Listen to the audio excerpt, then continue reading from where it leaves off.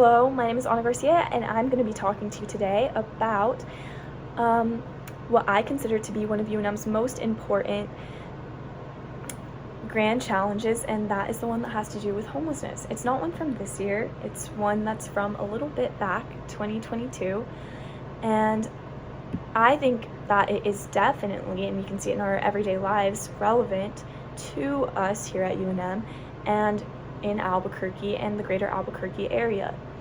And that's because when was the last time that you drove around Albuquerque to and from work, running errands, getting to campus, things like that, where you didn't witness an instance of homelessness? You didn't see someone sleeping on the stoop of a building. You didn't see someone begging for money on the McDonald's drive-through in the intersection of like the light next to your house. When was the last time you didn't witness an instance of homelessness? And in that same breath, also, it's not uncommon to hear stories about homelessness, to hear about someone whose family member is homeless and how that they and the rest of their family get together at times to drive around and see if they could find this family member, offer to buy them meal, see if they're even doing well, if they're alive, things like that. So clearly homelessness is something that impacts our day-to-day life, whether it's personal, we know someone who's homeless or has experienced homelessness, or whether that is by just witnessing instances of it and seeing how prevalent it is in our community. A lot of times people feel that homelessness is something that doesn't have to do with them, something that has a lot more to do with the person experiencing homelessness more than has to do with them. And that's not necessarily true. We all exist and participate and endorse the society that even allows homelessness to be an option. And homelessness has a lot to do with the intersection of a lot of different factors and things going on in lives, like housing, health care, insurance, a lot of the systems that are in place to help people who tend to fall into homelessness, people who have addiction, people who have mental health issues, people who are veterans, people who are more likely to fall into homelessness.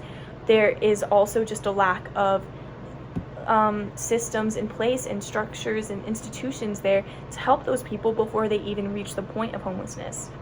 So homelessness is something that we should view more as a symptom of things going on in our society versus something that is a symptom of something going on with an individual. We should look at the structures that have allowed people to become homeless, because if we think about it, homelessness is something that we've allowed to be true in our society. Native Americans who lived here in the Americas before us, they subscribed to an ideology where land was not owned and could not be owned by someone. And that ideology probably didn't allow for homelessness, considering no one could own land. Everyone had access to a space to live, to living on land. Homelessness, and a lot of our architecture shows that, pushes people out. People are not allowed to live just wherever. We find discomfort seeing people build houses and structures tents in alleyways. We tear them down. We do things to remove that versus to kind of help place those people in a home or even prevent people from getting there. And of course, efforts are being made and whatever. And let me not get distracted by that tangent. I keep doing that. But basically, homelessness has a lot to do with a lot of different systems and is intertied. And Journal of Health and Human Services supports that. They say structural explanations suggesting the underlying causes of homelessness identify the increase in poverty in the United States as a key factor in homelessness and a correlation that exists with the lack of affordable housing, healthcare, and mental health provisions. And what we can do, what an important step is educating people on that fact that homelessness is more of a symptom of our society, and that we shouldn't put so much of that blame on the individual who has become homeless, because that creates an attitude that is reluctant to help someone who's homeless, reluctant to look at the systems that might have allowed this to happen, look at ways we can step in before someone becomes homeless, step in by having systems that support our veterans, people who are mentally ill, people who struggle with addiction. By doing those things, that prevents homelessness, and that ultimately would help the most. So by first fixing our attitudes, curing our attitudes, then we can maybe consider curing homelessness. And that's